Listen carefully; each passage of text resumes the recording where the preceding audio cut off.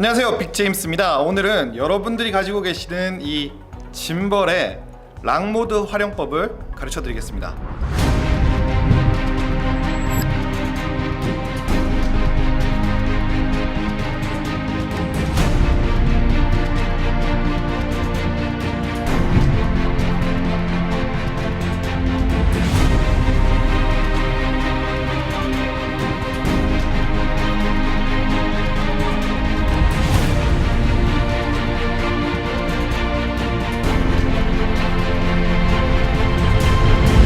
짐벌의 락 모드는 가장 많이 사용하지 않는 모드이긴 한데요, 이 모드를 잘 활용하면은 여러분들이 좀 더 영화 같고 전문적인 영상을 만들 수가 있어요. 락 모드는 총 3가지 활용법이 있습니다.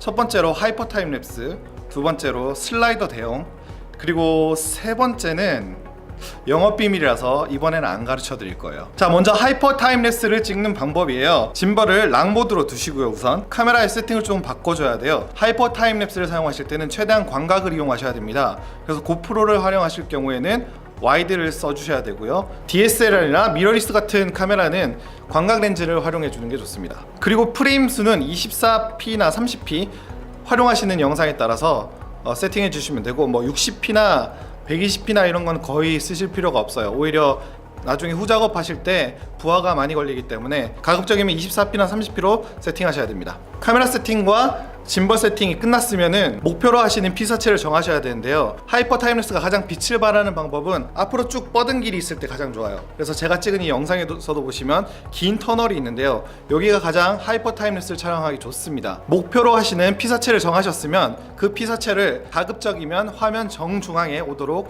놓으시고요, 일정한 속도로 해당 피사체를 향해서 걸어가 주시면 돼요. 앞으로 가거나 아니면 다시 뒤로 빠져나오시거나. 자, 이렇게 촬영을 마치시면 프리미어나 파이널 컷이나 후작업 하시는 프로그램을 켜서 후작업은 이런 식으로 하면 됩니다. 먼저 촬영하신 영상을 불러오고, 프리미어도 상관없고요, 파이널 컷도 상관없습니다. 먼저 프로젝트 하나 만들어 주고요, 하이퍼 타임랩스용으로 찍은 영상을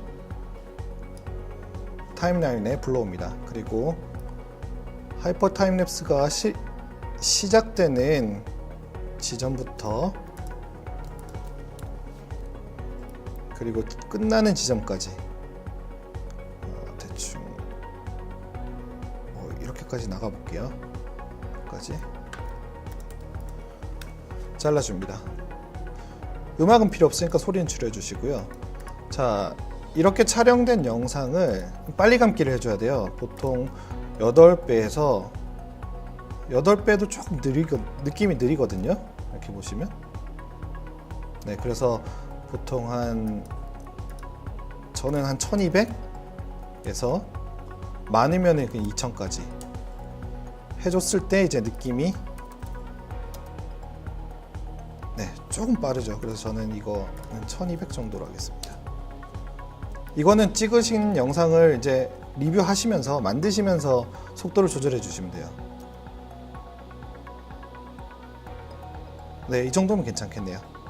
보통 이제 하이퍼 타임랩스가 1초에서 2초 내로 끝나거든요. 그래서 하이퍼 타임랩스가 뭐 5초, 6초가 넘지 않도록 시간을 1초, 2초 내에서 이렇게 줄여주시면 돼요. 크게 상관없습니다.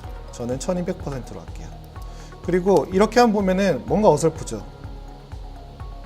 네. 자, 여기 위에다가 모션 블러를 넣어주겠습니다.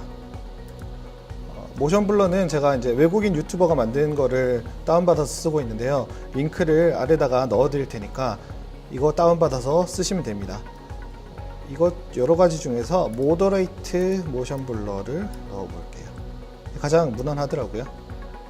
맞춰서 넣어 주면은 잠깐 렌더 기다릴게요. 렌더가 끝나면 좀 더 부드러운 영상이 되죠. 지금 보시면은 이런 부분에 모션 블러가 생기면서 하이퍼 타임랩스 같은 느낌이 들어갑니다. 보시면 이거를 이 모션 블러를 꺼보면은 이렇게 되죠. 모션 블러 켰을 때, 모션 블러 껐을 때, 모션 블러를 넣고.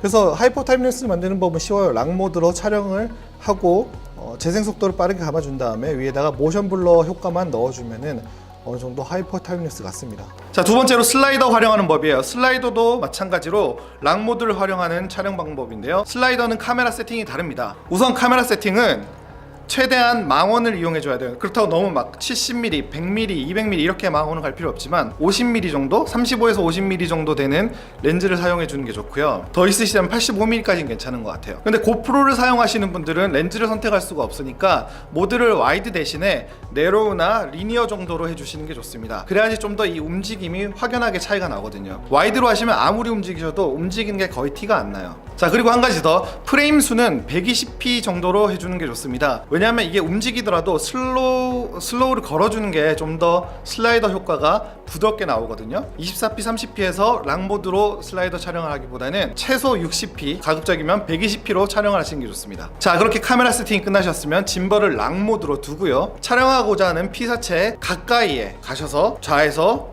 우로 혹은 우에서 좌로, 뒤에서 앞으로 혹은 앞에서 뒤로 한 방향으로만 움직여 주셔야 합니다. 피사체가 가까이 있을수록 좋지만 뭐 건물이나 풍경 같은 경우에는 피사체가 멀리 있어요. 이럴 때는 피사체와 카메라 사이에 어떤 물체를 하나 둬가지고 이런 식으로 촬영이 될 수 있게끔 해야 됩니다. 촬영용어로는 대마이라고 하는데요. 앞에 무언가 이렇게 걸리는 게 있어야지 카메라가 움직이는 게 좀 더 확연하게 드러나거든요. 멀리 있는 건물이나 풍경 같은 경우에는 항상 대마이를 걸쳐서 촬영해야지 조금 더 슬라이더의 효과가 더 확연하게 드러나게 돼 있어요. 자, 이렇게 촬영한 슬라이더 영상도 마찬가지로 여러분들이 사용하시는 후편집 프로그램을 띄우셔서 거기서 이런 식으로 편집을 하시면 됩니다. 두 번째로 보여드릴 것은요, 슬라이더 효과인데요. 먼저 이 영상을 이렇게 끌어와서 슬라이더 효과를 쓰시고자 하는 부분 보시고, 저는 여기서부터 해서 한 요 정도까지, 나머지는 잘라내고, 이거 그대로 쓰셔도 되거든요. 약간 울렁울렁 하는 게 보이죠? 울렁울렁 하는 거. 아까 하이퍼 타임레스 할 때 설명을 안 드렸네. 프리미어나 애프터 이펙트를 쓰시는 분들은 워프 스테빌라이저 쓰시면 훨씬 더 안정적으로 스테빌라이징이 돼서 좀 더 멋진 하이퍼 타임레스가 만들어집니다. 다만 조금 크롭이 되죠. 그 크롭이 되기 때문에 하이퍼 타임레스는 와이드로 찍으셔야 된다고, 광각으로 찍으셔야 된다고 말씀드린 거고요. 이것도 마찬가지예요. 약간 울렁울렁 거리기 때문에 프리미어나 애프터 이펙트 쓰시는 분들은 워프 스테빌라이저 쓰시면 좀 더 잡아주는데, 파이널 컷 쓰시는 분들은 그냥 이거를 슬로우 해가지고, 뭐 저는 120p로 찍었으니까 20% 최대한 느리게 해주면요 거의 티가 안 나요. 보이시죠? 그럼 이 중에서 필요한 부분만 길이 맞춰가지고 잘라내면 됩니다. 슬라이더 효과는 120p로 가급적이면 찍으시라고 말씀드리는 거예요. 되게 간단하죠. 네, 오늘은 짐벌 락 모드를 이용해서 촬영하는 법 두 가지 가르쳐 드렸습니다. 하이퍼 타임레스와 슬라이더인데요. 이 두 가지만 잘 활용해도 우리가 영상에서 B롤이라고 하는 삽입 영상을 좀 더 영화 같고 멋있게 넣을 수가 있습니다. 그럼 여러분들의 여행 영상이나 일상 영상이나 브이로그들을 좀 더 전문적이고 있어 보이게 고프로 홍보 영상처럼 활용해서 찍을 수가 있습니다. 네, 오늘 영상은 여기까지 할 거고요. 혹시나 아직 구독 안 하셨다면 구독 버튼 눌러주시고 좋아요 버튼도 함께 눌러주시기 바랍니다. 궁금한 점 있으시면 댓글로 달아주시면 제가 아는 한도 내에서 답변 드리겠습니다. 네, 지금까지 빅제임스였고요. 지금 여기서 열심히 일하고 있는 친구는 신사장입니다. 다음번에 또 찾아뵙겠습니다. 안녕.